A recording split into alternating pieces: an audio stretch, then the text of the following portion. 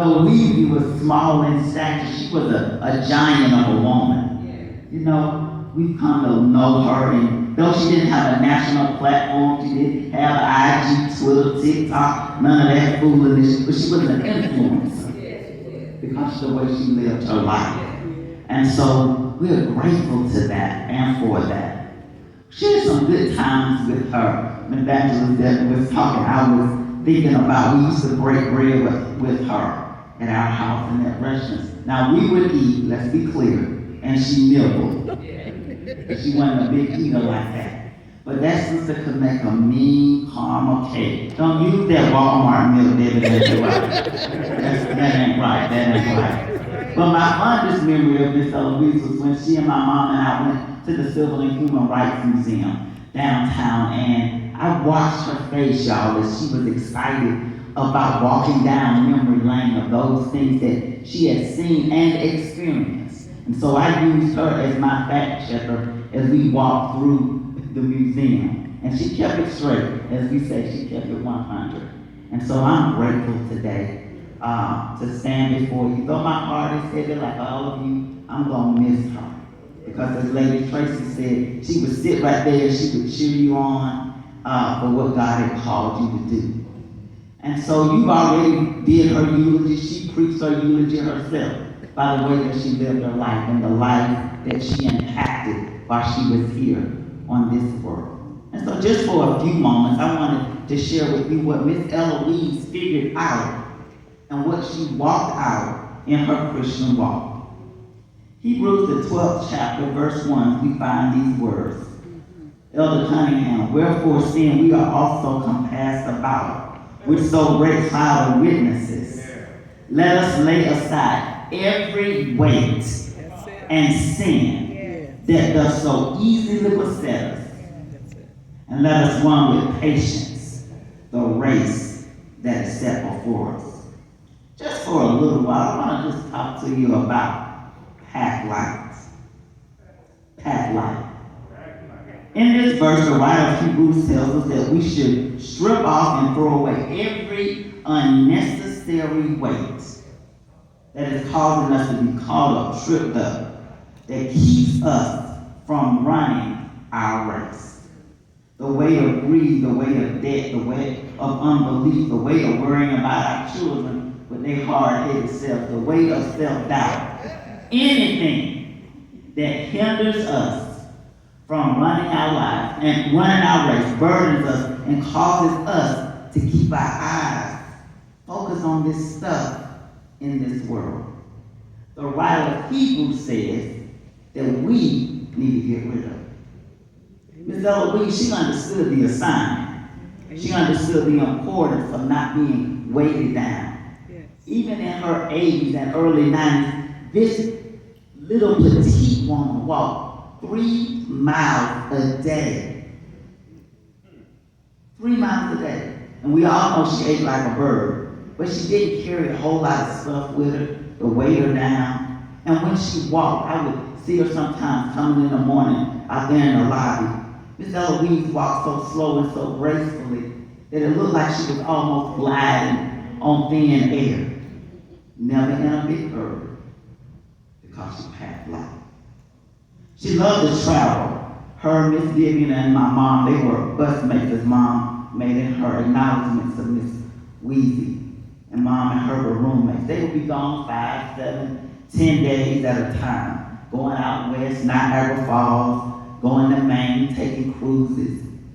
And they traveled with this elite group of women called the Sassy Ladies. Now these retired women, y'all, they traveled in style. They would charter these big, beautiful, top-of-the-line cruisers. I had never seen, y'all, a bus with hardwood floors. These big plush seats. And when they arrived at certain destinations, they had the audacity, y'all, to roll out a red carpet for them to get off the bus. You know? And every time this bus would leave, I admit, I got a little jealous. Because I had to go to work. And they were riding off in the sunset. And I was standing there, me and my husband, standing there and watching, just going down like a just waving at them, they just grinning. And I say, you know what? There's a lot of wisdom on that bus. But you know what? There's also a whole lot of money on that bus. Tucked in them purses and in other places. We might get to the other time. Amen. But in Hebrews, there were two requirements to running this Christian race. He said, set aside every weight and every sin that so easily besets us. But there were also some travel requirements with traveling with this group. They needed to pack 2 bags. One large bag that contained all the changing clothes that they needed for the destination of their trip. But then there was this small bag that just held overnight clothes and a change for the next day's journey. The larger bag remained on the bus because it was too heavy to handle on this short journey. Somebody say pack light. These bags represent life. The smaller bag is God's grace that allows us to move through life leaning and depending on Him. While a larger bag is stored under the watchful eye of God. Our problem sometimes is that we get ahead of God. We try to handle everything on our own. We try to figure out tomorrow's issues, even before tomorrow even gets here. Robbing a lot of us of the present, enjoying the moment. But we keep wanting to tug and pull these large, heavy bags, past hurt bags. Why me lower bags? They don't like me lower bags. But I'm reminded Bishop Cooper of this soulful theologian by the name of Erica Badu. Made a song back in the day called Bag Bag. Some of y'all might have heard that. In that she said, and I quote, one day all of them bags gonna get in your way. So pack light, pack light. Bag lady, you gonna miss your bus. Pack light. But we are reminded here today to be strong in our faith and not to get weighted down with the pressures of this life. That's it. Pack light. Lay aside every weight and sin that so easily beset us. Last month, when we talked about it and heard about it, Michael mentioned it and Mommy mentioned it, that she took a trip of a lifetime to Jerusalem. We were all so excited about her going. Mama had me to go about 3 or 4 Walmarts trying to find a cover for a passport and getting a suitcase and all these things. And looking out every day for Amazon to bring stuff that she needed for her trip. But this time, Miss Shirley was a travel partner on this long journey. And I heard that they had a ball. But on this trip to y'all, there was some bag requirements.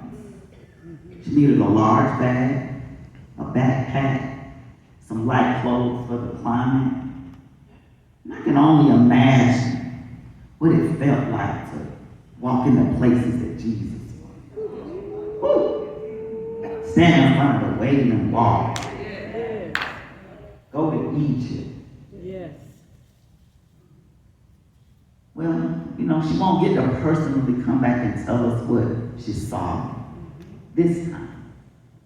But I heard it, Sister Deborah pointed out that she was treated like royalty while she was on this trip. God gave a 91-year-old woman the grace to pace herself, to walk upright and to behold the beauty of that place. Deuteronomy 33 and 25 says, and as thy days, so shall thy strength be. And I don't know if she unpacked from this trip or not, but that's not important. Doesn't matter if her clothes and her shoes were put back in their proper place. What is important, y'all, is that she lived life to the fullest. Trusted the Savior. Last week she took her final trip. But this time, a travel partner, one Mommy, one Miss Shirley. But it was her Savior, the King of Kings, and Lord of Lords. And no bags were required. No extra clothing. No charter bus with hardwood floors. No red carpet pulled out. Instead, she took a flight and said like David in Psalm 55 and 6, oh, that I should have wings like a dove. I will fly away and be at rest. Hallelujah. She has landed safely. And now she's a part of that elite group Elder Cunningham called a cloud of witness. And so we're going to miss her. Gonna miss her stride. Her, honey, let me tell you something. Her sitting in that second, third row right there next to mine. Smile. But as a messenger from God, she wanted me to encourage you by saying this to us. Lay aside every weight and every sin that does so easily beset us so that we can run our race, y'all. And be like Miss Eloise. Enjoy life to the fullest. Never be in a hurry. Always pack light. And be ready to meet the Savior. Good night, Weezy.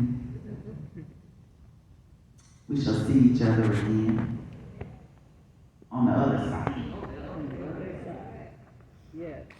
Cheer us on while we run this race.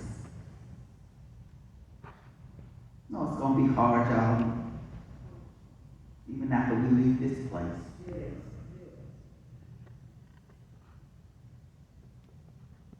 But in the days ahead, my prayer for all of us is that our grief don't overtake us. We do like her, trust in the Lord with all our hearts. Lean not to our own understanding, because we don't understand this. But in all our ways, thank you. Acknowledge Him and He'll direct our path. That's the word. Have life. Yes.